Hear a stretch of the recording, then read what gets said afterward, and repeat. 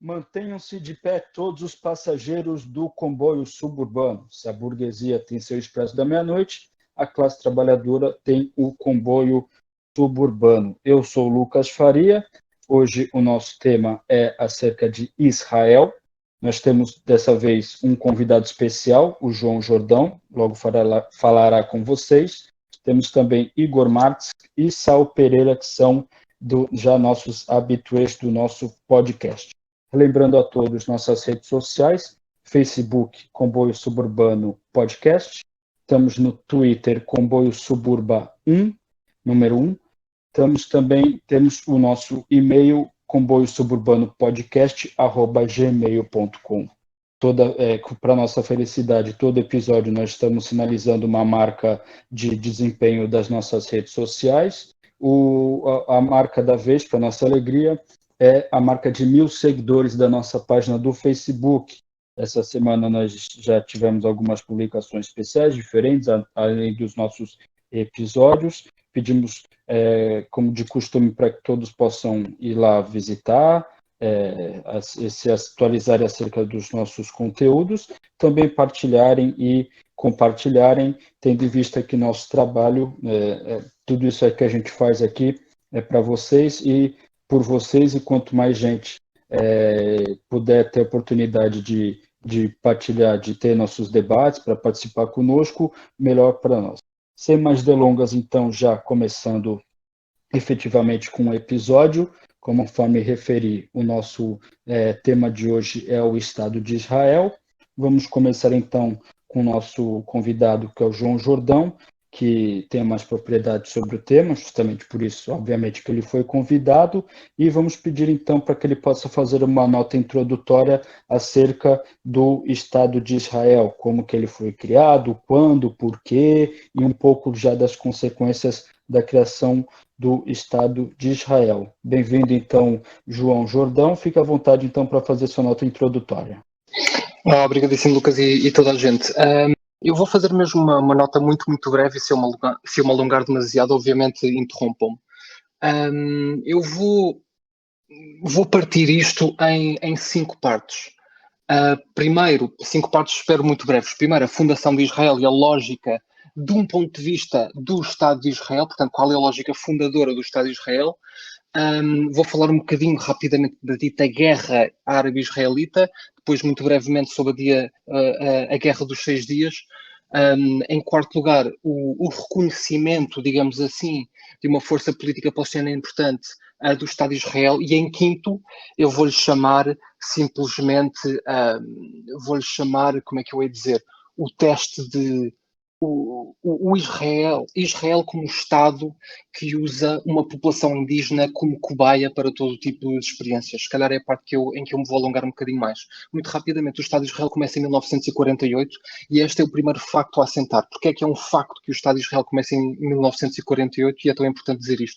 É importante dizer isto porque o Estado de Israel e toda a lógica sionista assenta-se numa falácia absoluta e completa que o Estado de Israel começou há milénios atrás. Isto não é verdade, obviamente. Ou seja, para ancorar a presença de uma população que foi claramente uma população não só invasora, mas que teve um efeito genocida, a única diferença sendo que este genocídio está a ser lento e agonizante, para legitimar esta ocupação militar, para legitimar este genocídio contínuo que começou em 1948, o Estado de Israel vai dizer não, nós oficialmente fundamos esta construção política que nós vemos agora em 1948, mas nós de facto temos aqui, não é, há milhares de anos e somente conseguimos agora, finalmente, por causa de uma série de circunstâncias, voltar aqui à nossa terra natal. Isto obviamente quer dizer, é a primeira falácia, vocês como vão reparar, eu chamo-me Jordão.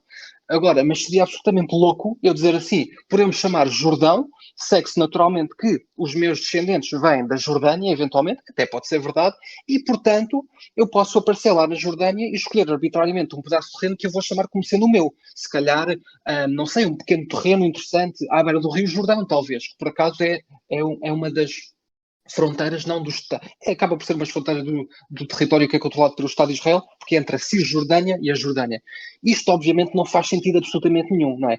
Ninguém vai aceitar em sítio absolutamente nenhum, que eu possa lá por provar ou deixar de provar que os meus antepassados poderão ou não ter ocupado ou estado num certo sítio há 1000 anos atrás, eu não posso depois ir a esse mesmo sítio e expulsar pessoas que estão lá agora, portanto uma população indígena, dizendo, oh malta, desculpem lá, eu ausentei-me durante um bocadinho por causa de razão X, Y, Z, e agora voltei, portanto dei-me um pedacinho de terra que isto agora vai ser meu, inclusive matando pessoas que lá estão ou até apoderando-me do terreno e até das casas deles. Isto é absolutamente ridículo. Mas é um argumento absolutamente ridículo que o Estado de Israel usa como o seu mito fundador. Portanto, diz, não, nós não estamos aqui desde 1948, nós estivemos aqui há milhares e milhares de anos e sempre estivemos aqui, de certa forma, o que acaba por ser verdade, e é importante dizer que as populações judaicas nunca foram verdadeiramente nem dizimadas nem expulsas. Aliás, isto é uma coisa que eles vão usar e dizer, não, nós estamos aqui há 500 anos, mas os maus árabes muçulmanos é que nos expulsaram, coitadinhos, e tratavam-nos tão mal e nós agora conseguimos voltar. Isto não é verdade. Houve uma continuidade de presença de populações judaicas. Então, o que é que acontece em 1948? Primeiro, o que acontece é que tivemos a Segunda Guerra Mundial, em que, incontestavelmente, os judeus, sobretudo na Europa, sofreram uma opressão absolutamente incrível. E agora vêem-se como, estando, digamos assim, certas alas das comunidades judaicas e não só, portanto há uma espécie de aliança entre uma certa parte da comunidade judaica e cristãos e pessoas das demasiados mais quadrantes políticos, de direita e de esquerda, acabou por ser um projeto bipartidário, digamos assim, bipartidário como quem diz de esquerda e direita, que disseram assim, ok, portanto, por causa da incrível opressão, inegável opressão que os judeus sofreram à mão dos nazis, mas não só, então temos que encontrar para eles uma terra onde eles possam estar seguros, digamos assim, uma terra só para eles. Não é uma lógica, esta aqui não é uma lógica só usada pelos sionistas, digamos assim. Agora, o que é aqui excepcional é que os sionistas que antes da Segunda Guerra Mundial, diga-se, é conhecido, que o Herzl, é um bocado difícil dizer este nome, portanto, o dito fundador do movimento sionista, penso que no final do século XIX, eles às vezes tinham congressos, organizavam congressos na Alemanha e eram expulsos à porrada por outros judeus que viam o sionismo, como sendo no seu início, como um movimento absolutamente pernicioso. Primeiro, por ter sido fundado por um homem que não era um judeu praticante, digamos assim, não era religiosamente judeu, ele era tribalmente judeu. Ele via-se como tendo uma espécie de afiliação proto-tribal para com a sua identidade judaica, sendo aqui a sua identidade judaica uma descendência étnica e não uma afiliação religiosa. Outro dos grandes marcos do sionismo, obviamente, mas já falamos um bocadinho certamente mais sobre isso mais tarde. Então, até à Segunda Guerra Mundial, o sionismo não é nem de perto nem de longe, ok? Nem de perto nem de longe um movimento, digamos assim, que é assim tão apoiado, não é hegemónico no movimento, nas comunidades judaicas, mas demonstra já, desde o seu início, portanto, no princípio do século XX, já demonstra que os líderes dos movimentos sionistas conseguem ter apoios das quadrantes políticas muitíssimo poderosas, como é que eu ia dizer, não judaicas necessariamente. E temos de destacar aqui a famosíssima Declaração de Balfour de 1917, que, e podem ver, isto é a verdade, que foi como que escrita de um senhor que se chamava Balfour para o Lord Rothschild, portanto um Lord, né, da conhecida família Rothschild, em que basicamente acabam por dizer, através de uma espécie de um negócio meio obscuro e que na altura não tinha poder de implementação absolutamente nenhum, uma espécie de promessa política entre vários quadrantes assim políticos, sobretudo do Reino Unido, em que dizem basicamente que nós chegamos à conclusão que seria benéfico para termos um sítio em que possamos pôr judeus, digamos assim. E depois dizem, mas obviamente, se nós fizermos isto na velha Judeia, portanto, o território que hoje em dia é Israel-Palestina, que na altura era a colónia britânica, o protetorado ou colónia britânica da Palestina, eles dizem, mas obviamente vamos fazer isto sem causar absolutamente detrimento nenhum à população palestiniana. O que é importante aqui também dizer? É que acaba então por ter aqui um marco importante, que é, começa a haver aqui uma aliança impura que continua até hoje entre as pessoas que querem, nomeadamente na Europa, que pensam que efetivamente os judeus são uma população estrangeira. E como pensam que os judeus são uma população estrangeira, alguns deles obviamente querem matar os judeus, alguns não têm um plano necessariamente para a opressão que querem pôr sobre os judeus, mas alguns dizem assim, mas espera aí, se há efetivamente um movimento dentro dos judeus que se vêem como sendo não uma religião que tem o direito de viver em toda a parte, mas sim como uma população efetivamente estrangeira e que se veem como sendo vindo de uma parte específica, nomeadamente da velha Palestina ou da velha Judeia, digamos assim, então, por que não apoiar a sua imigração em massa para com este território? E é uma coisa que continua até os dias de hoje. E há muitos nazis hoje em dia que dizem assim, não, nós de certa forma até apoiamos o Estado de Israel na medida em que é um sítio para meter judeus e para eles irem lá fazer o seu grande gueto. Pronto, estou-me a alongar um bocadinho mais, mas tudo isto para dizer que depois da Segunda Guerra Mundial é que este movimento que já existia ganha então tração e força, e na forma de uma espécie de força invasora apoiada pelo Reino Unido e outras forças políticas, nomeadamente os Estados Unidos da América, mas sobretudo com uma espécie de força de guerrilhas aliado a comunidades sionistas, ou às vezes até temos que dizer infelizmente judaicas, que já lá estavam, formam uma espécie de guerrilhas essas que depois vão alastrando-se e vão fundar então o Estado de Israel como nós conhecemos em 1948, que leva obviamente a uma guerra que consideramos que é de 1948 até aos dias de hoje, e depois culmina a segunda parte da minha intervenção então, que é a Guerra dos 6 Dias, não é? Já em 1967, que permite então, é uma guerra absolutamente desastrosa, em que nós temos de dizer que os países árabes, portanto o Egito, o Jordão, quer dizer, tiveram uma prestação absolutamente, do ponto de vista militar, absolutamente patética, e perderam para com um Estado que sim está a ser apoiado por forças estrangeiras, mas mesmo assim tem uma prestação absolutamente patética que permite então a expansão deste Estado israelita sionista até mais ou menos as fronteiras que nós vemos hoje, em que fica então Gaza e a Cisjordânia como sendo territórios que nós podemos considerar como sendo palestinianos, mas que perderam de certa forma, não é, a sua independência, digamos assim. Até aos dias de hoje é preciso ter muito cuidado porque a Palestina existe como nação, ok, mas não existe como Estado. Portanto, se eu quiser ir à Palestina, eu posso lá entrar ilegalmente. Se eu quiser entrar legalmente, eu tenho que passar pelas fronteiras ditas israelitas. Portanto, a Palestina existe como uma nação, ok? Não como um Estado. É um aglomerado de pessoas, uma espécie de grupo etnolinguístico ou o que seja, não é? Mas que está absolutamente subjugado e subordinado de todas as maneiras e mais algumas para o Estado israelita. Se não me engano, até usam a moeda israelita que é o shekel, mas eu tenho que verificar isto, mas acho que sim. Portanto, segunda parte da minha intervenção, portanto, fundação e as falácias. Primeira parte, então, as falácias da fundação do Estado de Israel, como se vê como sendo uma construção milenar, não é.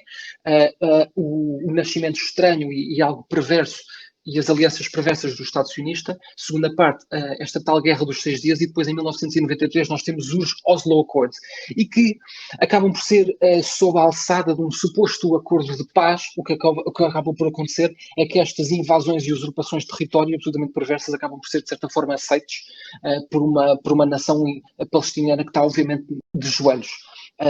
Após traições sucessivas dos demais países árabes e da incapacidade absoluta dos seus aliados por todo o mundo de defender os seus direitos, acaba por haver então uma humilhação total, não é, sob esta alçada supostamente positiva dos acordo de Oslo, que acaba por ser nada mais nada menos do que a legitimação, o selo de aprovação de toda a gente e mais alguma, incluindo até infelizmente a nação palestiniana, a sua representação política, neste caso através da PLO, da Palestine Liberation Organization, que acaba por dar um selo de eu percebo, né, obviamente não estou a insultar a PLO nem o que seja, mas é a verdade histórica que acaba por aceitar então esta usurpação consequente de território e construção do Estado de Israel sionista em cima do território que antes era palestiniano, porque sendo a Palestina, portanto, haver protetorado e colónia britânica. Agora, pequena nota que eu me esqueci de dizer, que é que o que é que faz com que, para além das guerras, para além da invasão, o que é verdadeiramente negativo, digamos assim, uma coisa que se pode explicar a quase todas as pessoas, para que elas possam ver que esta construção do Estado de Israel, porque obviamente guerras, há todo tipo de guerras e invasões, há todo tipo de invasões. Podemos olhar para todo tipo de Estados e dizer, mas este Estado tem a fronteira X ou Y e Z, porque foi fruto de uma invasão, uma campanha militar, tudo bem, ok. Agora, a diferença deste Estado de Israel é que isto começa obviamente como um projeto para, não é, a questão uma terra sem povo para um povo sem terra, portanto, estes povos oprimidos, os ditos povos judaicos, que agora são reinterpretados como sendo não uma religião que tem o direito de estar em todo lado, mas um povo étnico-tribal, uma espécie de grupo etnolinguístico que pertence e deve estar neste pequeno pedaço de terra. Vou lembrar, durante os ataques terroristas alguns anos atrás em Paris, ok? Houve um ataque, acho que foi durante o ataque ao Bataclan, houve também um ataque a uma loja kosher que vende produtos judaicos, porque obviamente a religião judaica tem uma série de regras e portanto é necessário às vezes haver lojas que vendem produtos judaicos. O Benjamin Netanyahu, ok, quer dizer, vem dizer à televisão, descaradamente, só para verem a mentira que eles tentam incutir nas pessoas, vem dizer à televisão, malta, vocês, comunidades judaicas de França, vocês não estão seguros em França. Este ataque a uma loja, que acho que não me lembro se provocou mortes, mas é capaz de ter provocado algumas mortes, mas relativamente poucas, né? Obviamente o quão trágicas possam ser poucas. Este homem que está num país em guerra, em que toda a população, sejam homens ou mulheres, tem que ir para o exército, tem que estar constantemente na linha da frente para matar palestinianos, diz vocês, porque houve um evento, estão mais seguros em Israel. É esta a perversão absoluta deste Estado que quer servir como uma espécie de força magnética para atrair quantos mais judeus puderem para vir então continuar este projeto colonial que obviamente se vai expandindo, e certo, vocês vão falar um bocadinho mais sobre isso. Sobre, portanto, como até os territórios palestinianos, que já estão sob a alçada política e militar israelita, económica e tudo mais, estão constantemente a ser também populados por, digamos assim, por colonos e colónias que se vão alastrando e que vão encontrando pontos estratégicos no território que ainda se diz como sendo palestiniano, mas este território palestiniano, que nós podemos ver no mapa, já ele está absolutamente corroído, digamos assim, por estes colonatos. Portanto, o território em que os palestinianos podem viver já é incrivelmente pequeno, e mesmo aqueles territórios em que eles podem viver, por muito pequeno que é, obviamente tem todo tipo de restrições, são sujeitos a todo tipo de humilhações diárias, checkpoints, ou seja, para ir de A a B têm que ser controlados, quer dizer, incursões militares constantes, quer dizer, coisas absolutamente horríveis, e isto leva a um último ponto,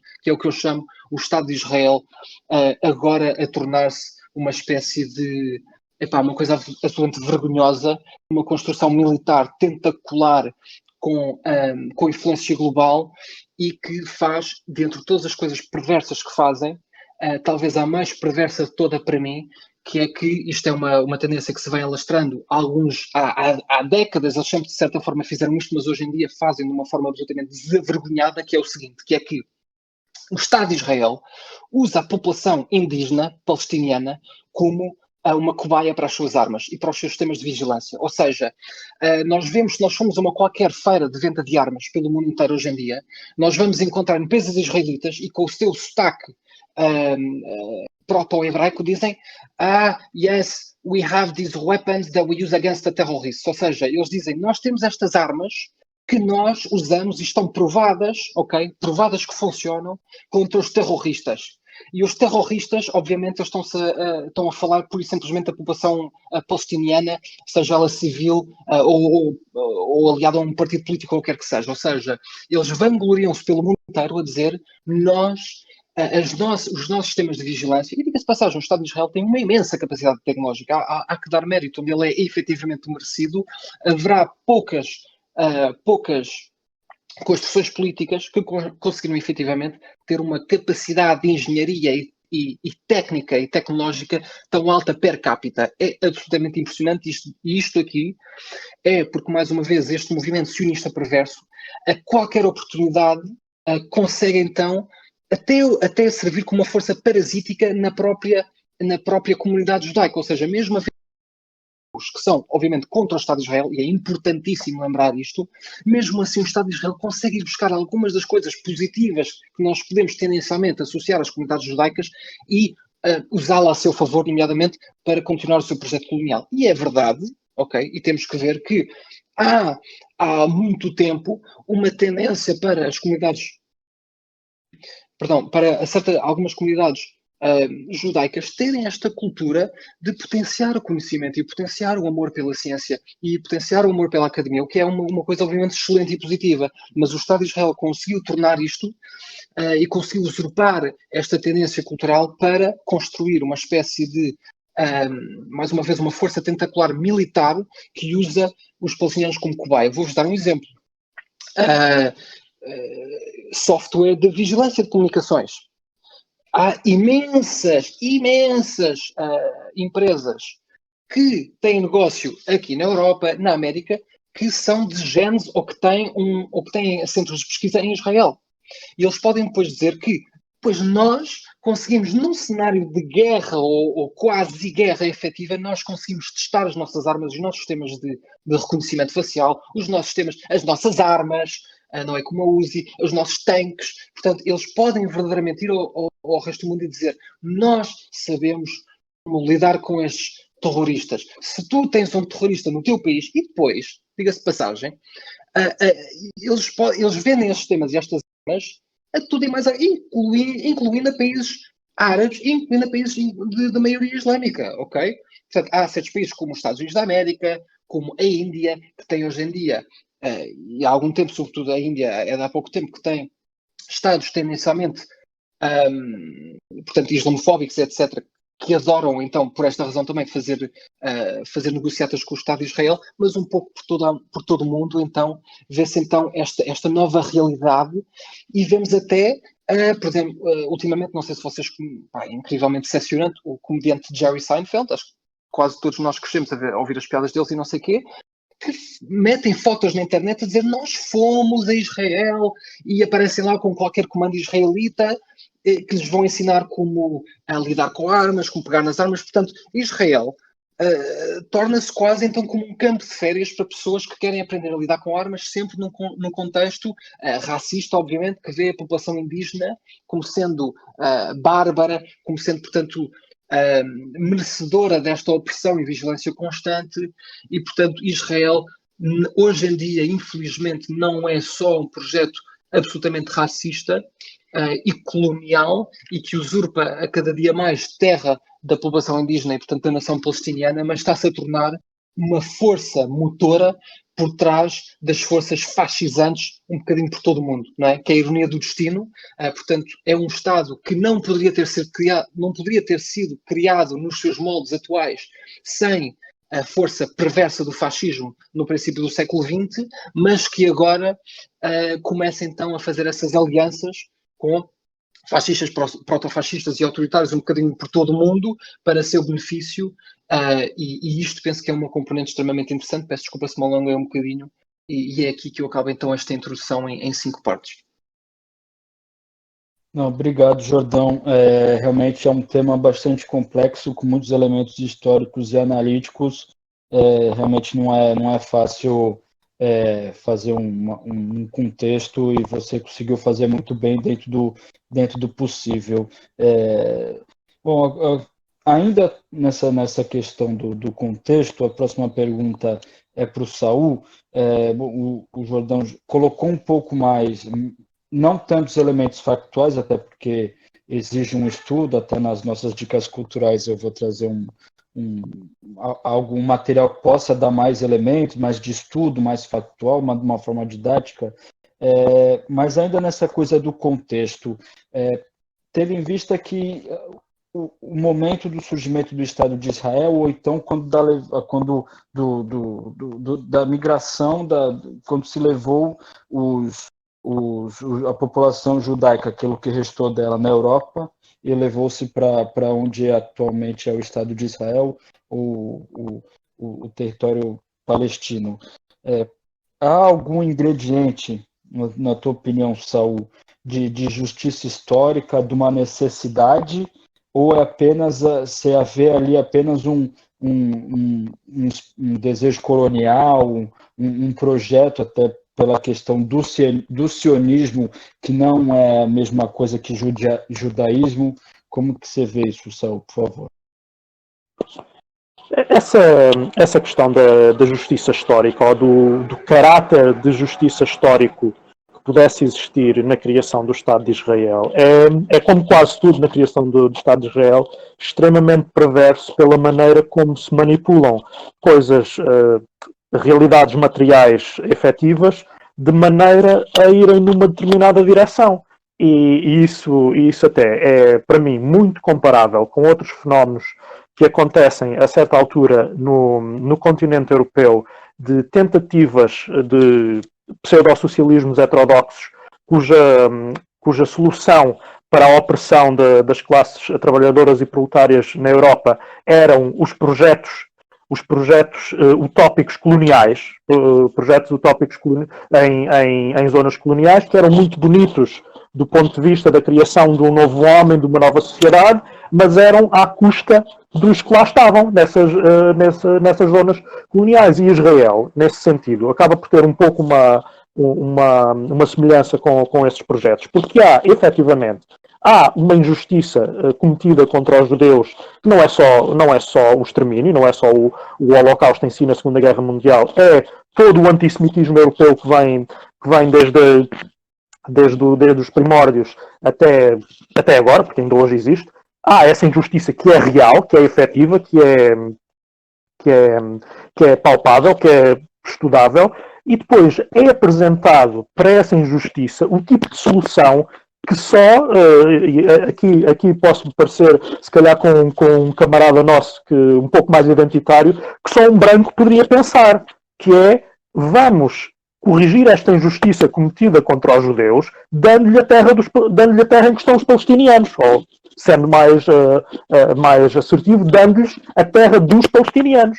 Obviamente, isto só pode parecer uma solução para alguém se nós acharmos que os palestinianos não são gente, ou que não têm direitos políticos, porque é uma coisa também interessante, que é mesmo os documentos em que, e a tal acho que é na Declaração de Balfour até, e noutros documentos mais posteriores, em que se fala da salvaguarda dos direitos dos palestinianos no contexto da criação do Estado de Israel, falam sempre da salvaguarda dos direitos humanos e civis dos palestinianos, mas nunca dos direitos políticos. Mas se isto nem sequer indo para o materialismo, uma população sem direitos políticos tem os direitos civis que os que têm direitos políticos lhes deixarem ter, basicamente, mesmo que oficialmente numa posição inicial tenha direitos civis, está sujeito a perdê-los para aqueles que têm direitos políticos, ainda para mais se for uma população que está desarmada, que é também outra questão que ocorre. Portanto, toda a fase final do mandato britânico da Palestina há um movimento inverso entre a população palestiniana e os kibbutz e o Yishuv, portanto, o que já estava criado de proto-Estado israelita no mandato britânico, que no contexto, como justificação, no contexto dos motins árabes da zona da Palestina, são sistematicamente desarmadas as populações árabes da Palestina, os palestinianos, e os imigrantes, colonos, proto-israelitas, estão sistematicamente a se armarem com o beneplácito ou com a simples inação, porque há uma fase, mais uma vez, fase final do mandato britânico da Palestina, em que a autoridade britânica no mandato é nenhuma, basicamente. A autoridade ali está dividida entre o Yishuv e os grupos palestinianos ainda organizados que existiam e a influência externa dos países que já estavam-se a estabelecer como Estados soberanos à volta. Mas todo esse processo acaba, portanto, com a população palestiniana desarmada e, portanto, quando em 48 se dá a declaração do Estado de Israel, portanto, de maneira unilateral, porque com as suas razões, os países árabes não aceitam o plano de partição. As populações palestinianas, pura e simplesmente, são expulsas das suas aldeias e terras, fogem ou fogem preventivamente, ou são expulsas à espingarda das zonas que estavam. Muitos até dizem que foram os países árabes que os encorajaram a sair, mas isso é duvidoso. E as únicas forças com capacidade para efetivar uma defesa do que seriam os interesses dos árabes da região são exércitos estrangeiros. Portanto, há aqui esta separação,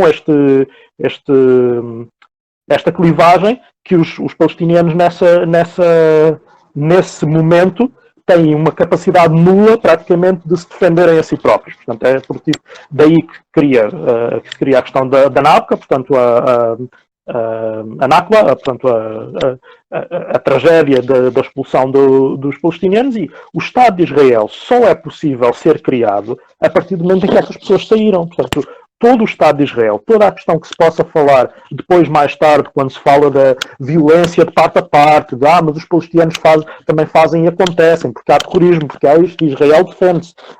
Tudo isso ignora o contexto inicial de aquele Estado só existe porque entre 700 mil e 1,5 milhão, conforme a maneira como definimos refugiado e como definimos território palestiniano, entre estes dois números de pessoas, entre 700 mil e 1,5 milhão de pessoas, são expulsas das terras que habitavam, que os seus pais habitavam, que os seus avós habitavam, para abrir caminho para que se criasse um Estado habitado, inicialmente, principalmente, depois já as outras vagas de imigração, por judeus imigrados da Europa Central e do Norte, principalmente, e muitos dos Estados Unidos também, os judeus do grupo etnolinguístico Ashkenazi, cuja ligação com o Israel histórico, com tantos anos de presença na Europa, até de miscigenação, por mais racistas que fossem os europeus, havia miscigenação com os europeus, mesmo a questão linguística, só não na parte religiosa, obviamente, mas toda essa questão fazia dessas populações populações europeias oprimidas na Europa, mas populações europeias cuja ligação étnica, social com o território palestiniano era quase zero ou nenhuma. Portanto, essa é outra questão dessa injustiça. Isto para dizer que não há uma justiça na criação do Estado de Israel. Há uma injustiça histórica contra os povos judeus, mas não há uma justiça na criação deste Estado, muito menos nos moldes em que foi feito. Como também não seria justo, como algumas pessoas às vezes põem a hipótese, e se os judeus tivessem, como foi colocada a hipótese, criado o seu Estado no Uganda ou na América do Sul, mas lá também havia nativos. Portanto, os judeus o que tinham era que ter sido aceitos como cidadãos de pleno direito nos países em que moravam, e os europeus é que tinham que, principalmente os europeus, é que tinham que ter se responsabilizado, se é que alguma vez houve essa consciência do crime que foi o antissemitismo histórico e, especificamente, o episódio do Holocausto. Obrigado, Saul. Levando a pergunta agora para o Igor, ainda nessa questão do contexto, uma discussão preliminar no episódio, existem memes e coisas que fazem na internet, até, enfim, acho que é necessário assumir isso como uma forma de linguagem, até porque ela tem mais conteúdo do que possa parecer e faz parte do debate político, que não vou saber exemplificar agora algum exatamente, mas fazer uma brincadeira, não sei, tal coisa existe e Israel não existe. São memes que às vezes você acha aí pela internet, pelas redes sociais. Eu sei que é um pouco cruel da minha parte, mas se possível, na sua opinião, o Estado de Israel existe ou deveria existir? Olha, saudações a todos. Eu já vou responder já vou direto à tua questão a seguir. Vou só complementar aqui o que foi dito antes, tanto pelo Saul como pelo Jordão, e lançando depois a ponta à resposta. A perversidade da criação do Estado de Israel vê-se logo, portanto, ali a seguir à Segunda Guerra Mundial, em 46, 47, quando é feito o plano de partição, aquilo que depois vai encerrar na Resolução 181, acho que é novembro, né? De 47, em que nós olhamos para o mapa e o que vemos é um Estado, portanto, são dois Estados, digamos assim, ou duas entidades administrativas, se quisermos, uma para os judeus, outra para os árabes, palestinianos, em que o dos judeus é continuado, portanto, de norte a sul, vá, do território da antiga, o território da Palestina, não é? Dos palestinianos eram uma coisa, enfim, ali muito descontinuada. Separada, Eu, né? desculpa? Separado, efetivamente Sim, sim, sim, separado. exatamente. Geograficamente era descontinuado a faixa de Gaza da Cisjordânia. Eu creio que não tinha mesmo de todo que ligação direta.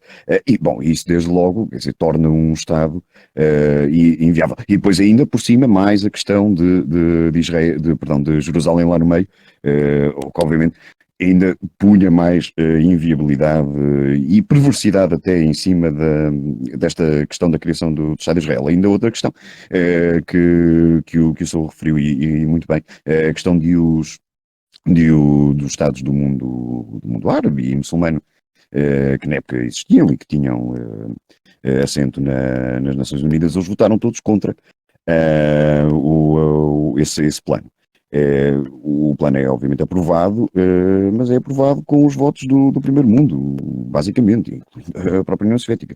Os vizinhos ali diretos, sei lá, o Líbano, a Síria, o Egito, obviamente votaram todos contra, os tantos países do Médio Oriente votaram também contra, agora não tenho aqui presente, mas o Iraque, a Arábia Saudita, etc. Quer dizer, se os vizinhos se os próprios vizinhos não querem, alguma coisa ali está mal. E reparem, é que não houve ali um qualquer país, sei lá, um vizinho qualquer, um Iraque, não sei, não interessa, qualquer país que aceitasse o estabelecimento. Aliás, o melhor, a questão não é, eles não votaram em si contra o estabelecimento, eles de facto estão a votar, tecnicamente votaram contra aquele plano de partição, que era um plano enfim, eu vou repetir o termo, era um plano, quanto a mim, perverso.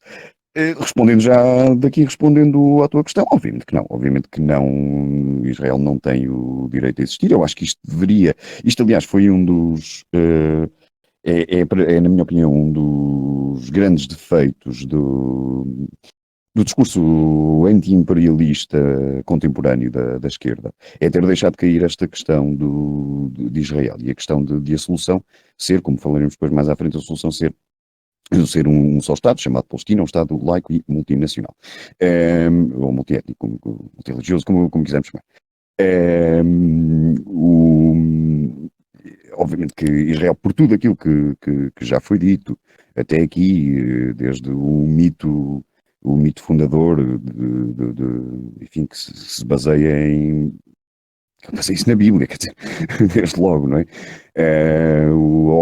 A ocupação de terras. Há um dado, eu lembro-me de, há muitos anos, ter tropeçado num dado, que acho que é um dado que vale a pena refletir, que é só em 1945. É logo ali na saída da Segunda Guerra Mundial. Portanto, eu julgo que ainda em 1945 é feito um levantamento, uma espécie de censo, ainda portanto, era o mandato britânico, não é? Na Palestina, e, e é concluído que as terras, portanto, terras aráveis, que eram detidas por famílias, ou por indivíduos, ou por comunidades judaicas, incluindo algumas que eram detidas em copropriedade enfim, com indivíduos ou com comunidades não judaicas, eram cerca de 6%. Quer dizer, isto- como é que é possível de repente dar-se ou aceitar, não é dar-se, o aceitar que uma comunidade que detém 6% do território, em termos enfim, dos direitos de uso daqueles terrenos, que de repente essa comunidade passa a ter o direito administrativo total sobre grande parte do território. Obviamente que, lá está, na linha da Resolução 181 da ONU, seria só, enfim, uma parte, o que era uma parte, ainda assim era uma parte bastante significativa, quer em termos de quantidade, não é, do território, Mas em termos até da própria qualidade do território, quer dizer, aquilo que é dado aos judeus para fazerem o seu Estado é fatia de leão do ponto de vista da qualidade do território da Palestina. Voltando atrás, portanto, obviamente que não, e volto a dizer, deveria ser um tema que a esquerda, mais tarde ou mais cedo, vai ter de pegar, pôr em cima da mesa o próprio direito de existência do Estado de Israel, que foi deixado cair nas últimas décadas e, quanto a mim, com graves consequências, não só, obviamente, diretamente para o povo palestiniano, como é evidente, mas também do próprio ponto de vista da concepção, ou do que deve ser a concepção anti-imperialista da esquerda. Porque se estamos a aceitar, por via da tal solução mirífica dos dois Estados, se estamos a aceitar que esteja ali uma entidade parasitária, que é um Estado pária, na minha opinião, é a definição de Estado pária. Portanto, se estamos a aceitar que aquilo esteja ali sem discutir, estamos a abrir a porta a outras soluções que venham a existir, ou algumas até que entretanto já existiram, e que, lá está, por parte de algumas esquerdas, foram aceitos, acabaram por ser aceitos, com o mesmo fundamento, digamos, o mesmo fundamento teórico e até ideológico com que se deixou cair essa questão do direito ou não à existência de Israel. Obrigado, Igor. Bom, é sempre bom assinalar, né? Eu me sinto na obrigação de falar quando o Igor fala que a esquerda deve se debruçar sobre o assunto. É sempre bom ressaltar qual esquerda que se debate de qual forma, porque tem que falar, por exemplo, fazer o papel que o ex-deputado do PSOL, Jean Willis, fazia referente à questão de Israel, é abjeto, é nojento, é melhor que nem se pronuncie. Mas sim, é uma questão latente. Bom, retomando a palavra ao Jordão, avançando nossa conversa, Jordão, é inegável, é um fato que hoje, talvez proporcionalmente, Israel seja a maior força militar do mundo. Obviamente, em números absolutos que não, mas Israel é um Estado altamente militarizado. Essa militarização, tendo em vista a questão do contexto histórico, né? Quando, na altura da criação do Estado de Israel, todos os países árabes do entorno se colocaram contra, houveram alguns conflitos militares. Posteriormente, houve, da parte de alguns estados árabes, nomeadamente a Arábia Saudita, depois a Jordânia, do próprio Egito, enfim, houve uma alteração, mas da mesma forma, Israel continuou sendo uma potência militar, um Estado que sistematicamente investe, gasta, pesquisa, se debruça muito sobre a questão militar. Essa que parece, obviamente, uma alegoria, mas uma vocação militar do Estado de Israel é uma questão de autodefesa, tendo em vista o contexto histórico, o próprio Holocausto, ou é mais uma estratégia de colonização, de presença, de demonstração de força perante seus vizinhos, mesmo que já tenha até aliados entre seus vizinhos árabes? Isso é uma excelente pergunta e eu vou resistir a dar uma resposta simples, que é normalmente, quer dizer, acho que já se percebeu que a maior parte das pessoas, todos nós aqui neste podcast, somos altamente críticos do Estado de Israel, mas agora,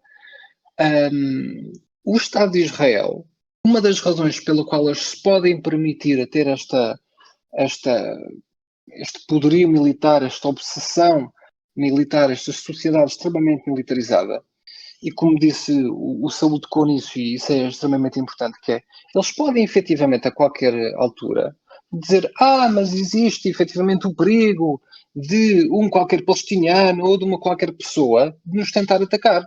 Mas aqui o grande detalhe é que, obviamente, se tens uma população palestiniana cuja matriz já é de uma opressão absoluta diariamente, vai sempre haver alguém, tendencialmente uma minoria, mas vai sempre haver alguém que vai querer retribuir pela força, porque todo o seu dia é pautado por ser vítima, eles próprios, portanto, os palestinianos, da força física, militar, violenta do Estado de Israel. Agora, aqui, isto é extremamente importante. Eu vou-vos dar um exemplo. Quer dizer, imaginem que uma pessoa, para ir ao seu local de trabalho, tem que passar por um checkpoint em que tem que ser posto numa jaula que parece mais construída para gado, em que tem que passar pelo checkpoint com pessoas armadas que são suscetíveis de o insultar ele ou ela. Imaginem que vocês são uma mulher, e que isto eu vi com os meus próprios olhos, em que vocês têm que sujeitar todos os dias a passar num sítio na rua e ter soldados israelitas com armas a assobiar ou a fazer comentários não é, porcos, digamos assim. Imaginem que vocês estão no checkpoint e eles dizem, olha, afinal, desculpe lá, o senhor quer ir aqui àquele hospital, mas afinal vai ter que andar para trás mais uns quilómetros porque eu vou decidir que não gostei da tua cara e, portanto, não podes passar. Quer dizer, sendo que a matriz é já de uma violência absoluta, toda e qualquer violência que poderá, e eventualmente existe pela parte dos palestinianos, e como ela existe, e mesmo assim sendo desproporcional à violência do Estado de Israel, que é muito maior. Mas sendo que a matriz já é desta opressão tão grande, é óbvio que existem situações pontuais de violência, não é? Que podemos dizer que são dos palestinianos para com Israel. E o que Israel faz é que pega nestes exemplos, faz-se de vítima constantemente. Portanto, o Estado de Israel é como, quer dizer, é o típico exemplo daqueles bullies, não é? Aqueles bullies, aqueles gajos que pensam que são maus na escola, não é?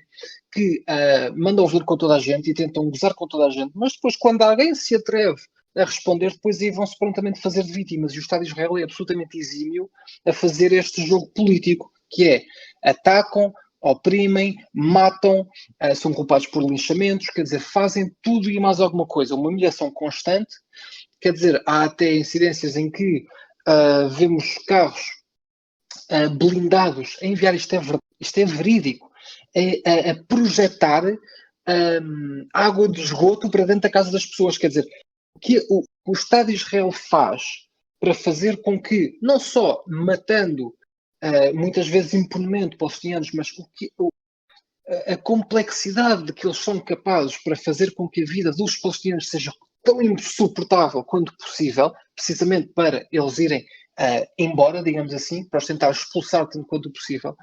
Quer dizer, estas tentativas de fazer com que a vida para os palestinianos seja absolutamente insuportável são tão incessantes que é inevitável que a violência depois aconteça. E depois usam esses episódios de violência para legitimar a sua militarização e a sua violência. E, em cima disto, depois, muitas vezes, e não sei se vocês se lembram, de uma campanha, que é das piores coisas que nós temos vindo ultimamente, que foi uma campanha de linchamentos, e há provas disto, uma campanha de linchamentos que atingiu o seu auge há cerca de 1 ano e meio ou 2 anos atrás, em que soldados israelitas, na sua prática diária de violência sobre os palestinianos, depois desenvolveram o hábito, portanto a técnica, de plantar, da mesma forma que um polícia, não é, pode fingir que uma pessoa tem droga, mete-lhe uma coisa no bolso para dizer ele tinha cocaína no bolso, não sei o quê, mas afinal o próprio polícia é que lá pôs, portanto, o material que incrimina a pessoa. Os soldados israelitas desenvolveram esta prática de pôr facas ao pé de corpos palestinianos ou de pôr facas ao pé de pessoas que eles estavam a aprender a dizer, veja, ele tinha uma faca. E, portanto, como ele tinha uma faca, mereceu levar 10 tiros pelas costas. Estão a ver? E, portanto, existe efetivamente atos de violência, mas estes atos de violência são instrumentalizados e são eles próprios gerados por uma abordagem que é metódica, ok? Há aqui um método, não é? É como diz o outro, há um método aqui por trás da loucura, e o método enquadra-se mais uma vez na tentativa de lentamente e de uma forma absolutamente opressor, injusto e agonizante, tentar quebrar o povo palestiniano das mais variadas formas, e quando isto inevitavelmente leva a uma reação que é física, eles já têm uma máquina de propaganda e uma máquina militar já absolutamente preparada para capitalizar todos os eventos em que os palestinianos possam responder através da força física e tentar usar isto em seu benefício, e inevitavelmente leva, como tu disseste, a uma militarização ainda mais forte. Obrigado, Jordão. Pergunta agora para o Saul. Há um conflito, ou pelo menos numa forma mais aguda, mais equivalente, historicamente houve de fato um conflito na região, né? Além das guerras, as forças palestinianas durante algum tempo tiveram mais capacidade de organização e seus métodos de luta, de resistência, porém, você acha, tendo em vista isso, né, que há um conflito, se justifica da parte do Estado de Israel toda essa militarização? A justificação da militarização por parte do Estado de Israel é justificada praticamente em si própria, na existência do Estado de Israel. Portanto, a partir do momento em que tu crias um Estado por cima de uma população que já lá está, num território já habitado, é óbvio que tu só vais conseguir mantê-lo se estiveres num estado constante de alerta militar, num estado constante de te militarizares mais do que estavas anteriormente e num estado constante de doutrinação social, política e cultural da tua população. E isto é perfeitamente patente nas gerações mais jovens israelitas, cada vez mais, em que o ódio aos árabes e aos palestinianos, ou árabes só, porque eles não dizem palestinianos, para eles dizer palestiniano já é admitir alguma legitimidade no outro lado. Para eles os árabes são uma forma abstrata de mal, não são pessoas. Todo esse Estado só se vai conseguir manter se mantiver constantemente nessa militarização. Portanto, a sua legitimação está na própria legitimação da existência do Estado. E isso é patente. Israel é simplesmente o exemplo talvez mais extremo e mais recentemente extremo dessa situação. Mas isso é patente. Se formos a analisar bem a situação política de Estados tanto coloniais como pós-coloniais atuais, e mesmo de Estados, e mesmo da questão da relação da Europa com o Mediterrâneo e com a imigração africana, com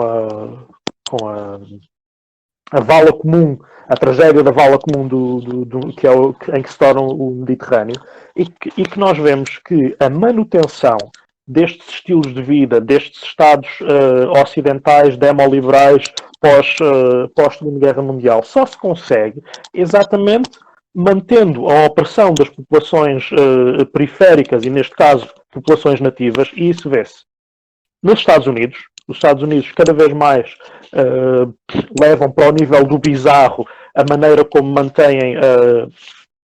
tentam manter aquela normalidade da sociedade branca, protestante, masculina. Tudo o resto que está na fronteira, na margem dessas identidades, é para ser esmagado. Não vão eles terem que pôr em causa, de alguma maneira, a forma como o seu próprio Estado foi criado e a forma como o mantém. No Brasil, a mesma coisa.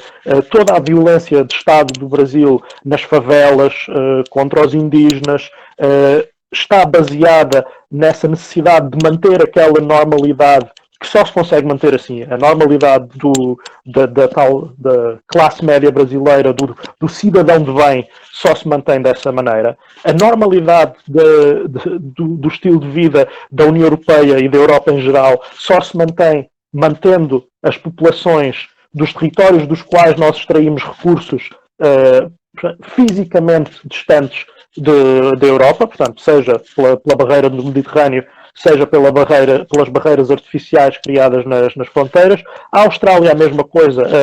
A Austrália, depois do conflito político, do pedir desculpa ou não pedir desculpa em relação aos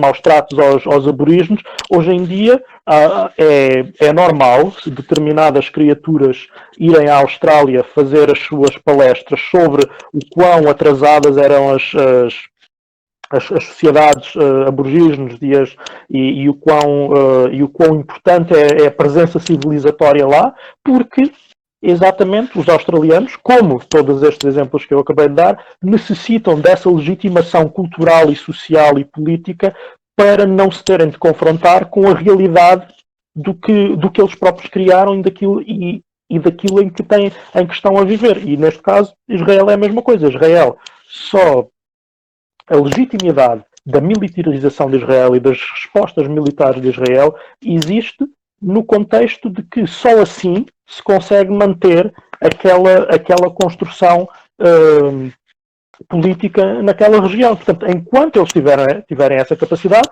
vão continuar a achá-la legítima, porque é a única maneira que têm de manter o Estado que têm nessa região. Não há outra. Obrigado, Saul. Igor, o massacre do Estado de Israel sobre o povo palestino não se resume só à militarização, a presença militar, o forte investimento e o gasto militar de Israel.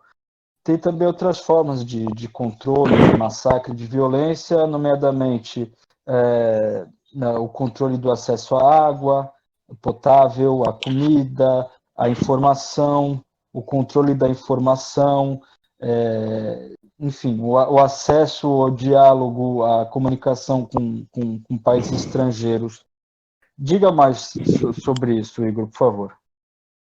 Olha, indo já direto ao assunto, Israel é, hoje desde a fundação, é a definição clara e última de um Estado nazi. Com praticamente tudo o que os nazis teriam feito, nomeadamente a leste, quando portanto, o Generalplan Ost, que era o plano de colonização e de germanização do leste da Europa, o que Israel faz, e faz desde que foi fundado, parece quase tirado a papel químico, como se costuma dizer, desses planos. Bom, obviamente não terá, até porque é muito seria muito difícil conseguir tê-lo e ser aceito, não terá o extermínio que tinham. Também não vamos tão longe, mas tem campos de concentração. E lá está. E depois tem, como estavas a dizer e como colocaste na questão, a questão do acesso aos recursos. Nós temos que ver aqui uma coisa. Israel é um país que não deixa de ser admirável. Israel é uma potência tecnológica, é tido até como o país das startups, não é? É uma das grandes potências, por exemplo, no domínio da nanotecnologia, em questões e em áreas como até a própria saúde. Ainda agora, esta semana, salvo erro, veio aí uma notícia de que teriam dado um desenvolvimento relativamente importante na investigação médica para o combate ao Covid-19. Mesmo antes disto, enfim, toda esta questão da pandemia, eu lembro-me, só no final do ano passado, apareceu também uma notícia que teriam dado outro passo também relevante na investigação médica contra o cancro. Lá está, quer dizer, depois também vale o que vale, há sempre obviamente aqui muita propaganda por trás, mas não deixa de ser de mostrar que de facto é um país desenvolvido justamente, tal como estava a dizer o Saúl agora, justamente pela exploração brutal e pelos crimes que comete contra, no caso, contra o povo palestiniano. Falaste da questão da água. A questão dos recursos hídricos em Israel, enfim, na Palestina, em todo aquele território, é central. É central desde o começo. Aquilo que eu falava há pouco na minha intervenção anterior, acerca da divisão e da injustiça da divisão dos territórios logo pela ONU em 47, vai logo aí. É que parte dos terrenos mais férteis, mais aráveis daquela região, a grande maioria ficavam já na mão dos judeus. Não por acaso, obviamente. Eles obviamente tiveram que desenvolver. A agricultura é fulcral, ou foi fulcral num determinado ponto de certo modo continua a ser, para a expansão de Israel. A questão dos colonatos é essencialmente uma questão, ou originalmente era essencialmente uma questão agrícola, hoje já é mais, enfim, residencial, se quisermos, do ponto de vista técnico, mas inicialmente os colonatos eram essencialmente agrícolas. E obviamente, para cultivares terra, tens de ter terra cultivável. E para teres terra cultivável, tens de ter água. E não por acaso, como estava a dizer, não por acaso o Israel é tido como o país com mais conhecimento e maiores capacidades em termos na área da engenharia hídrica. Justamente porque teve capacidade, mas sobretudo teve a necessidade de o fazer e respondeu a essa necessidade com recursos que foi conseguindo ao longo dos anos através dos métodos de exploração, que reforço que o Saúl estava a dizer há pouco e que eu obviamente subscrevo por completo. O povo palestiniano tem. A situação do povo palestiniano é uma situação muito complicada, é muito complexa, porque tem de um lado o sionismo, que é aquilo que enfim, temos vindo a descrever até aqui, mas depois do outro lado também não tem tido as melhores ajudas. A Síria, por exemplo, historicamente andou ali, como se costuma dizer, a patinar um bocado na maionese, nomeadamente ali na fase da Guerra Civil Libanesa, e acabou por deixar os refugiados palestinianos numa situação muito delicada. Do outro lado está a Jordânia, que neste momento a Jordânia enfim, é um autêntico puppet state de Israel e obviamente dos Estados Unidos. Neste momento, aliás, e a Jordânia deixou os palestinianos entregues à sua sorte, salvo erro, ainda no final dos anos 60. Portanto, já lá vão muitas décadas de abandono total da Jordânia em relação aos palestinianos. Os palestinianos depois vão contando com alguma ajuda, que obviamente é limitada enfim, por diversas razões, mas que não deixa de ser muito importante, que é a ajuda do Irão, seja por via direta ou por via mais indireta. E pouco mais, então, em particular, depois do fim do Bloco Soviético, que apesar de tudo ainda dava algum apoio, quer do ponto de vista material, quer do ponto de vista político e do ponto de vista da própria legitimidade internacional para a luta palestiniana, e a partir do fim da União Soviética deixou de ter, de facto, essa fonte, quer de rendimento quer material, quer político. E isto deixa os palestinianos, de facto, numa situação muito complexa, em que têm um inimigo, portanto, Israel, que é um inimigo poderosíssimo. Eu direi que Israel e a Coreia do Norte são dois países que eu ponho no mesmo plano, que são dois países praticamente impossíveis de invadir neste momento. Dois países relativamente pequenos em termos de área, mas com uma capacidade defensiva bom, e ofensiva também, uma capacidade militar de um modo geral, absolutamente admirável. O Israel, a Coreia do Norte sabe-se, e eles próprios são os primeiros a dizer que têm armas nucleares. Israel, por mais que diga que não, é quase 100% seguro que Israel tem um programa nuclear agressivo e militar, para uso militar, isto é, e inclusivamente, enfim, existem rumores de que já terão sido usados engenhos nucleares. Curiosamente ou não, um dos grandes impulsionadores desse programa nuclear foi a África do Sul do Apartheid, numa altura em que havia também um bloqueio económico. Bom, não era muito apertado, mas era um bloqueio económico que efetivamente existia à África do Sul. Israel teve o desplante de ir comprar minério à África do Sul para para desenvolver o seu programa nuclear.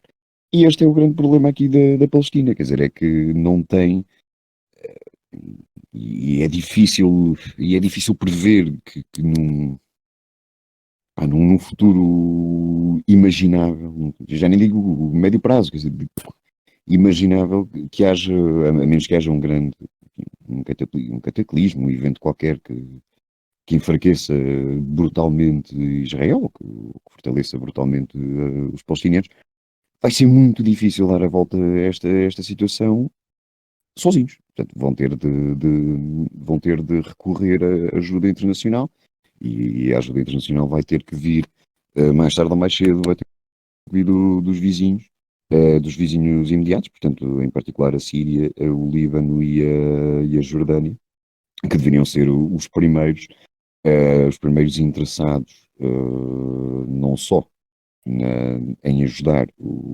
e auxiliar o povo palestiniano, mas também eles próprios interessados no fim,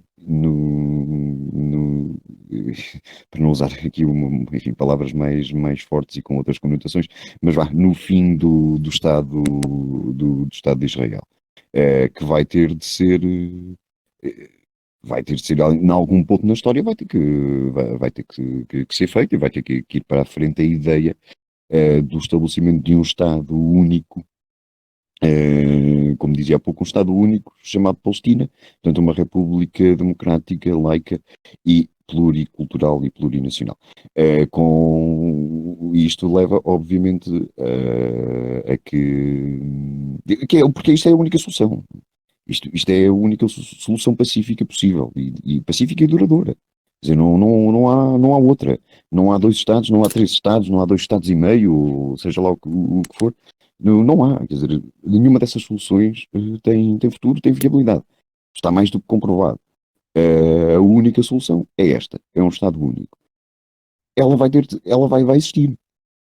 Vai ter que se lá chegar. Agora, quando é que se chegará lá? Não sabemos. E acredito que não seja assim tão cedo, infelizmente. Como é que se chegará lá? Vai-se chegar lá com armas. Isso não há dúvidas nenhumas. Por que meios? Pois, aí eu acredito e continuo a dizer, eu acho que vai ter de passar, mais tarde ou mais cedo, por uma aliança de praticamente todo o mundo árabe e islâmico, em parte, com o intuito de apoiar os palestinianos.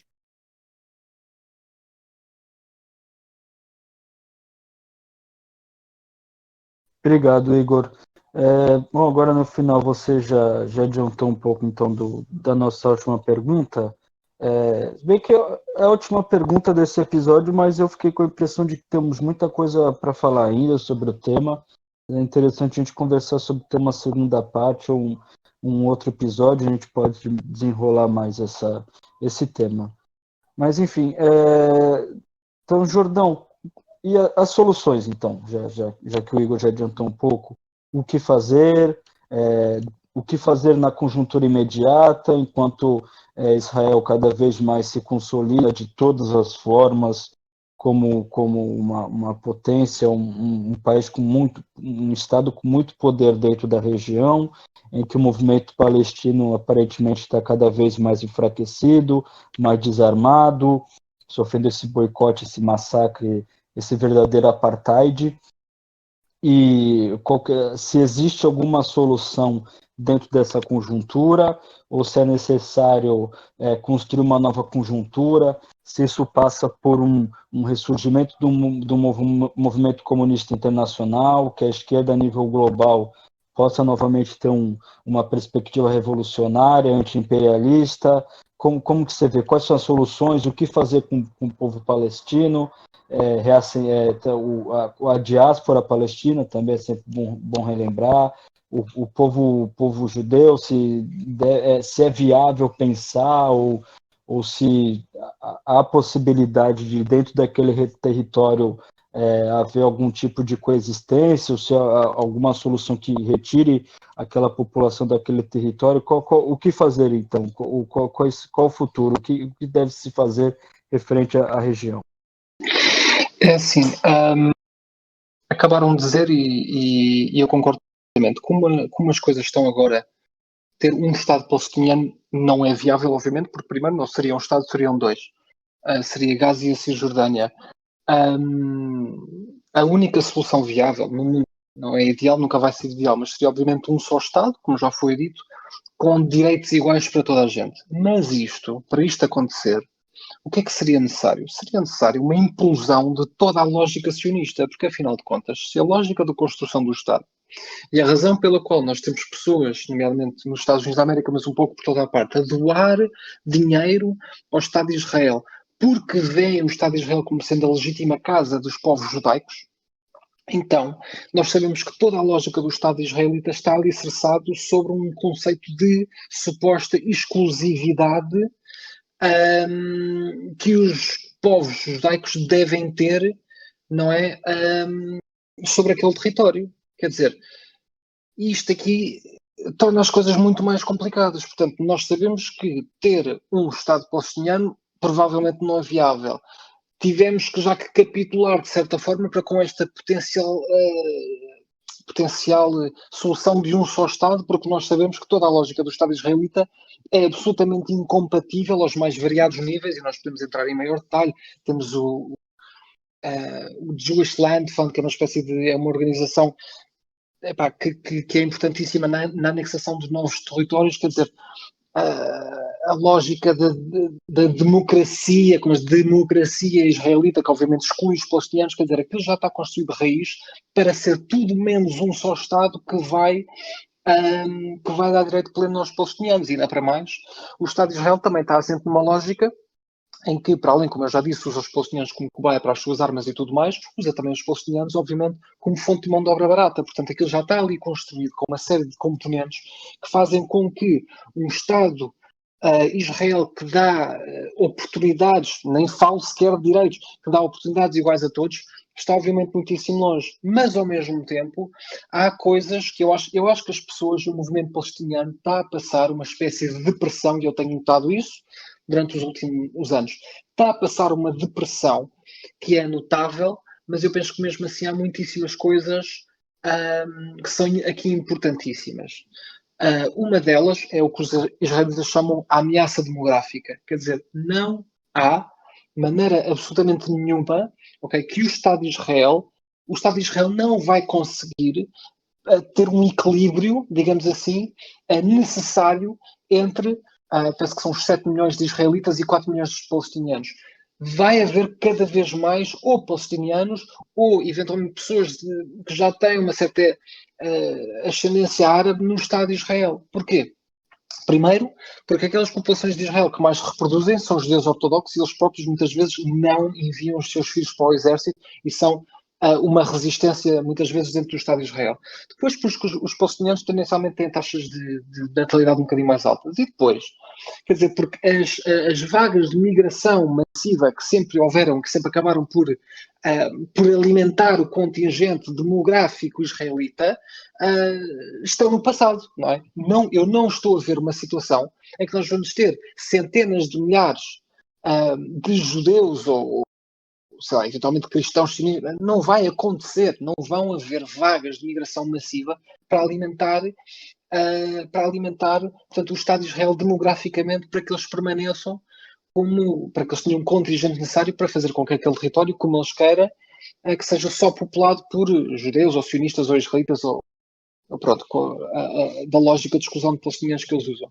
E por isso é que eles estão tão absolutamente assentes. E já falamos sobre a supremacia tecnológica, mas a supremacia tecnológica tem os seus limites. Tem os seus limites. E, mais ainda, por muito que, e temos que apontar que, por muito que o movimento anti-imperialista, ou até podemos chamar também um movimento pela paz, um pouco por todo o mundo, sobretudo na esquerda, esteja de rastos, quer dizer, mesmo assim, existem algumas campanhas importantes e que são contínuas, nomeadamente o BDS, que é a campanha de boicote, desinvestimento e sanções, que é uma tentativa de basicamente aplicar, como se fez com algum sucesso, com muito sucesso até, sobre a África do Sul, a África do Sul apartheid, obviamente não é a África do Sul da Guiné, mas a África do Sul apartheid, como foi aqui mencionado, que é o amiguinho histórico do Estado de Israel. Campanhas de boicote e sanções e desinvestimento são extremamente eficazes. No caso de Israel, é notável que eles têm tanto medo destas campanhas, não é? Obviamente, porque a sua dominação e a sua continuação depende de uma certa supremacia económica que, por sua vez, depende de fluxos de capital internacionais, depende na venda dos seus produtos e serviços internacionalmente. Quer dizer, eles têm tanto medo que a máquina sionista tem que estar continuamente mobilizada para, eventualmente, até, o que eles estão a fazer agora, eles estão a tentar ilegalizar, estão a tentar passar projetos legislativos nos demais países, mais ricos e ocidentais, para fazer com que essas campanhas de boicote e sanções, ou seja, de pressão sobre o Estado de Israel para que concedam direitos plenos aos palestinianos, eles tentam fazer com que estas campanhas sejam declaradas como sendo eminentemente ilegais e até antissemitas. Ou seja, o facto de eles estarem a ser sob uma lógica de dependência absoluta de capital estrangeiro, o facto de eles precisarem de uma certa supremacia de tecnologia, o facto de eles dependerem de todas deste trabalho constante, quer dizer que o Estado de Israel, por muito que possa parecer que tem uma supremacia absoluta inconstitucionável, está de facto assente sobre uma necessidade de trabalho constante, eles têm constantemente de estar a meter emendas e retalhos aqui e ali. Portanto, eles sabem que, mais cedo ou mais tarde, há ali por baixo da segurança e da voz grossa que faz o Bibi Netanyahu e que está tudo sob controle, eles têm medo verdadeiro porque sabem que há uma ameaça real e que mais cedo ou mais tarde, quer dizer, há toda uma série de coisas que podem acontecer, quer dizer, muitas pessoas pensam, mas uma vitória dos direitos dos povos palestinianos são incrivelmente improvável. Então, eu proponho-vos que virem a questão ao contrário. Imaginem todas as coisas que são extremamente prováveis que possam acontecer, que vão minar absolutamente a estabilidade do Estado de Israel. Vou-vos dar um exemplo. Imaginem que nós tivemos agora recentemente o Trump, que é assim um gajo assim muitíssimo colado à direita, mas que mesmo assim tem ali componentes sionistas fortíssimas. Ok. Imaginem que daqui a 2 ou 3 ciclos eleitorais vem uma pessoa como o Trump, mas ele é não só extremamente colado à direita, como mais desenvergonhadamente antissemita. Okay? Imaginem que aparece uma pessoa nos Estados Unidos, num contexto de uma crise financeira mais avançada, que decide, nem digo, parar de financiar o Estado de Israel. Mas imaginem que cortam o Estado de Israel, o financiamento pelo Estado de Israel, que são não sei quantos, 7 mil milhões. É uma quantidade incrível de dólares, acho que é mais, deve ser 30 mil milhões por ano, quer dizer, quantidades absolutamente perversas de dinheiro. Imaginem que vem lá uma pessoa e consegue cortar o financiamento que é dado ao Estado de Israel só vindo de um só Estado, dos Estados Unidos da América, pela metade. E as pessoas dizem, João, mas o lobby sionista da AIPAC é extremamente poderoso nos Estados Unidos da América. Mais uma vez, só me ajudam, porque este financiamento, ou seja, o Estado de Israel depende deste financiamento, que por sua parte depende de um lobby. Quer dizer, há toda uma série de coisas que podem começar a descozer, e eu mesmo estando, e admito mais uma vez, sendo, há efetivamente uma onda eu chamo-lhe uma depressão. Há uma verdadeira depressão no movimento pró-palestiniano e eu percebo porquê. Mas, ao mesmo tempo, eu penso que temos que ser realistas e esse realismo não aponta só para um futuro em que o Estado de Israel vai ser para o resto da história supremo e incontestável. Pelo contrário. Se nós formos aos detalhes, há ali toda uma série de fragilidades que mais cedo ou mais tarde elas são tantas. Há a fragilidade demográfica, há a fragilidade da narrativa, quer dizer, que não tem ponta por onde se lhe pega, aquilo é ridículo e depende de uma máquina de propaganda absolutamente incessante. Há a dependência absoluta de capital estrangeiro, há a necessidade absoluta de infiltração e de manutenção de alianças altamente questionáveis nos Estados vizinhos, nomeadamente na Arábia Saudita.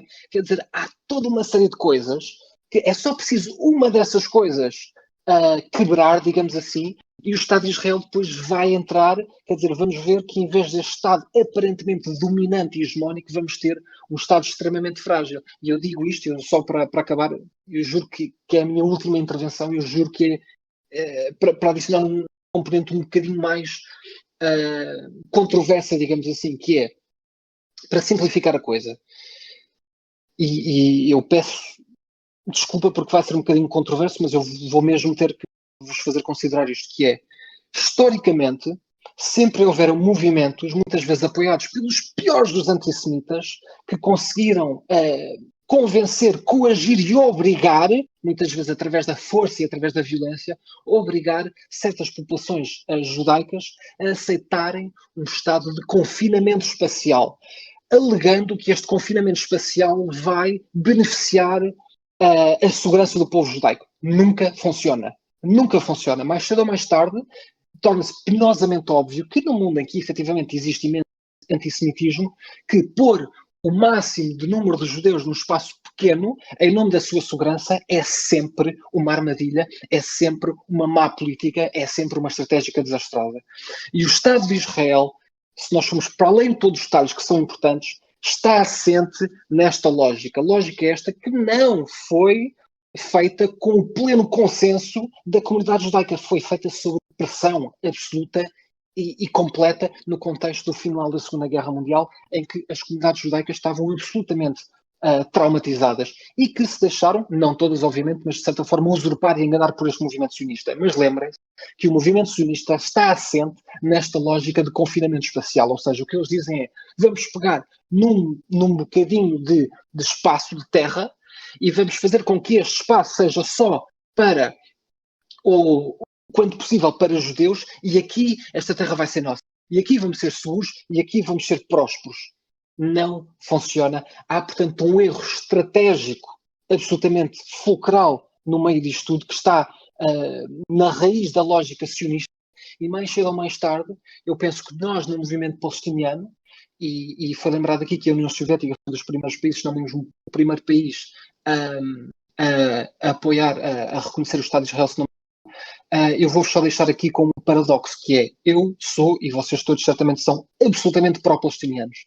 E por enquanto parece que nós estamos a perder a batalha. Mas é muito possível, muitíssimo possível, que mais cedo ou mais tarde, dado esta fragilidade da construção do Estado de Israel e dada a fragilidade incrível, até digo a retardação, a estupidez absoluta, estratégica, que está por trás desta lógica de construção do Estado de Israel, mais cedo ou mais tarde vai mostrar o quão fraco é e a coisa vai quebrar, e aí o problema com que nós nos enfrentamos pode ser outro completamente. Nós podemos enfrentar o problema como sendo, malta, agora nós temos é que encontrar aqui uma solução em que não é tão certo assim que a segurança dos palestinianos é a única que está em perigo.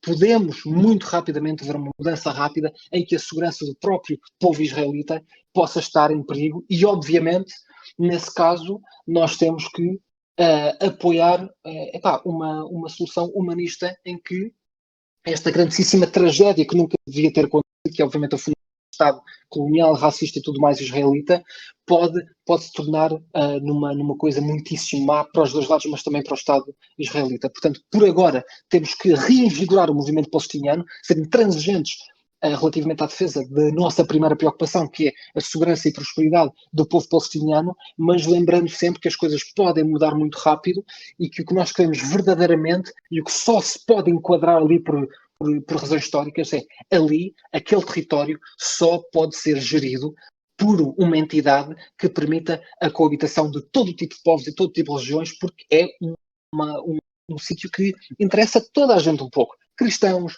muçulmanos, judeus, até ateus, quer dizer, é uma área de interesse e não pode ser governada por um governo que está sempre numa lógica de fundamentalismo religioso, seja esse religioso sionista ou islâmico ou o que quer que seja.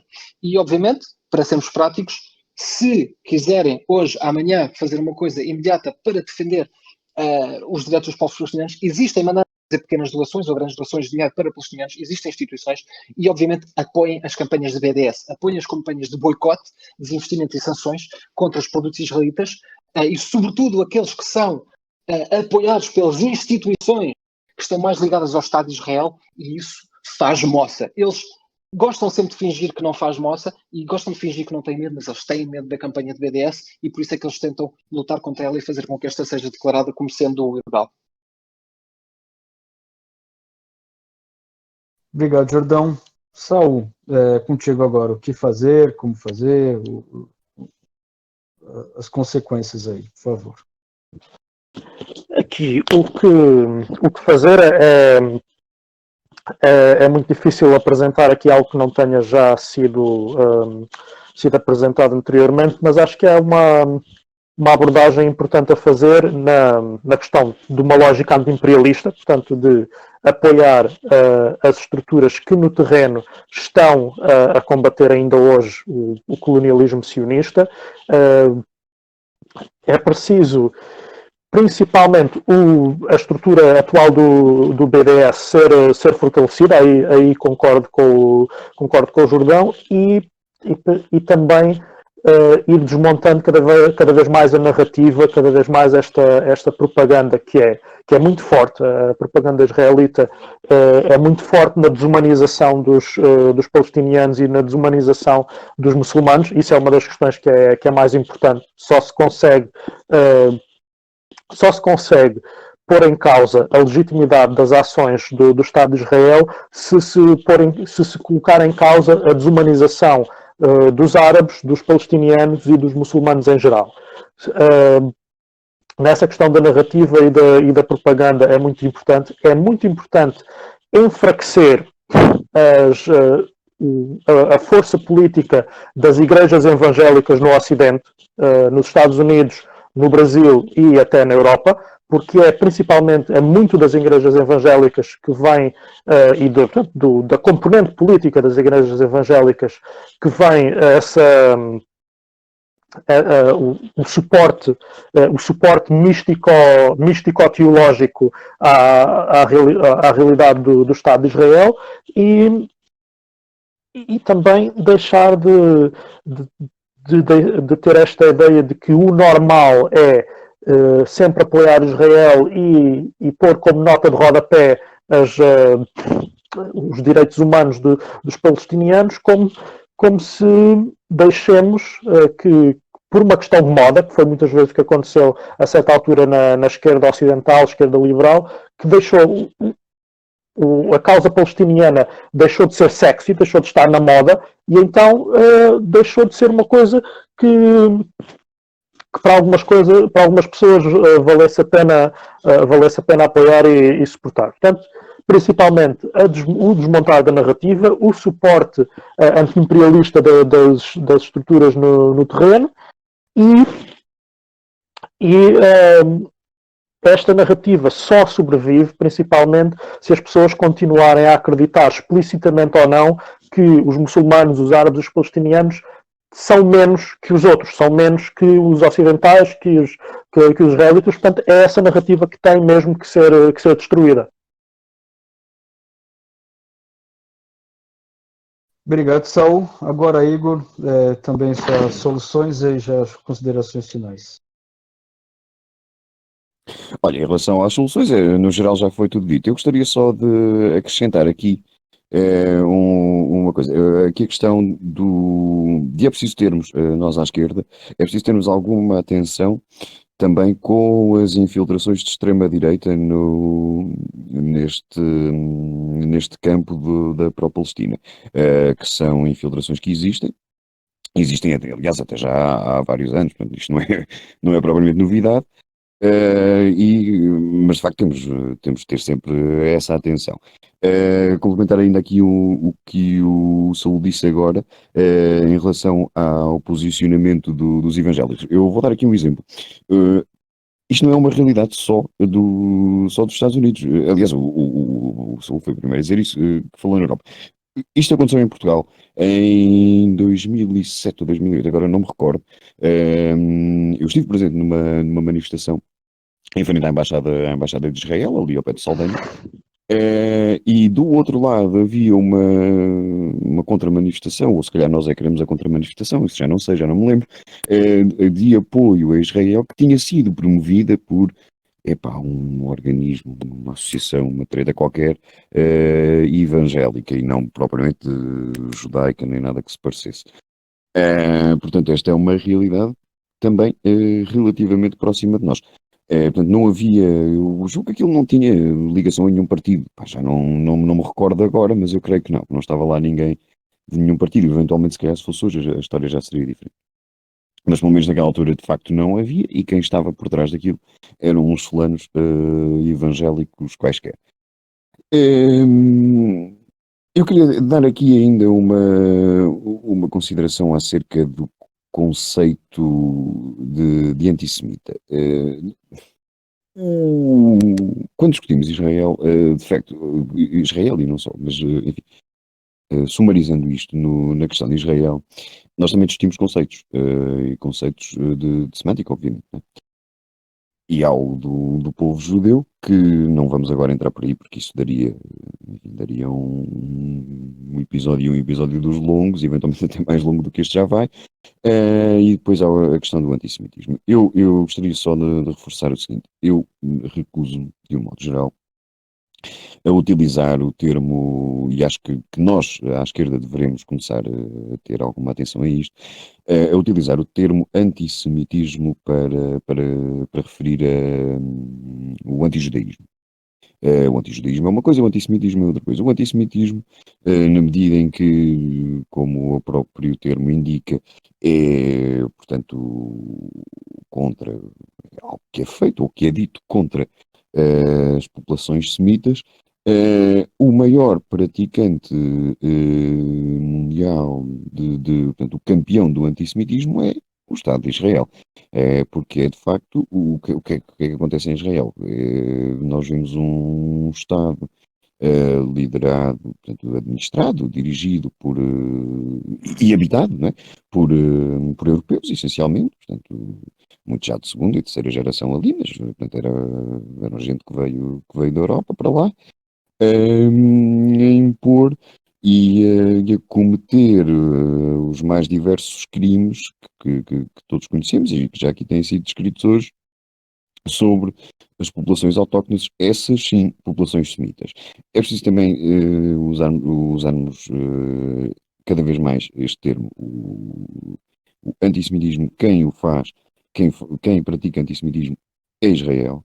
Depois há a questão do antijudaísmo, isso é outra questão. Portanto, agora, eu tenho tido sempre muita atenção já há vários anos nisso. Eu acho que devemos também começar por aí em apontar que não, antissemitas são eles,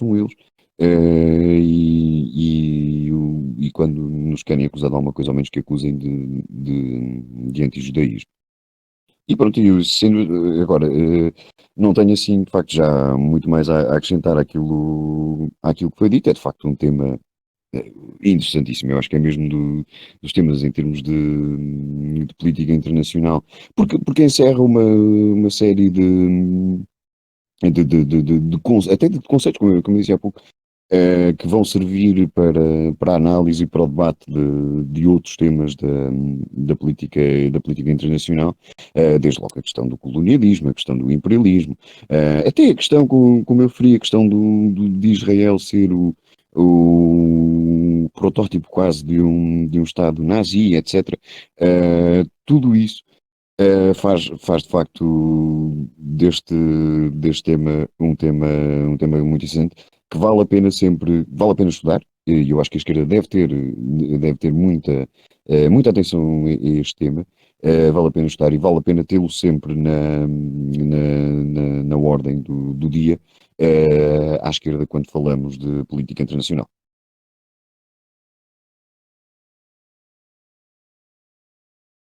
Obrigado, Igor. Algum dos participantes tem alguma dica cultural, algum último recado? Bom, caso contrário, então, a minha dica cultural, então, na verdade, são duas. Eu tenho para indicar um documentário que está disponível no YouTube legendado, que é o Nakba, Al-Nakba, que é, traduzindo é a catástrofe, o desastre. Nakba é Nakba, é um documentário da Al Jazeera em duas partes, que está legendado completo no YouTube. E outro é um filme de Hollywood, tem suas deficiências, seus detalhes, que é o Munique, que é um filme que tem como pano de fundo o atentado, a ação de um grupo palestiniano, que ficou famoso na Olimpíada de Munique, em 1972. Um agente do Mossad é escalado para fazer o contra-ataque, vamos dizer assim, e no meio do caminho ele começa a perceber que a intencionalidade do que ele está fazendo não é exatamente aquela que ele pensava. Como disse, é uma obra de Hollywood, é do Spielberg, tem alguns limites, mas eu acho que é um bom filme e também deixa uma reflexão interessante. Mas então, agradecer novamente a audiência de vocês e agradecer também que divulguem, partilhem, comentem com as pessoas, indiquem, façam chegar nossos episódios para maior número de pessoas. Muito obrigado e até a próxima.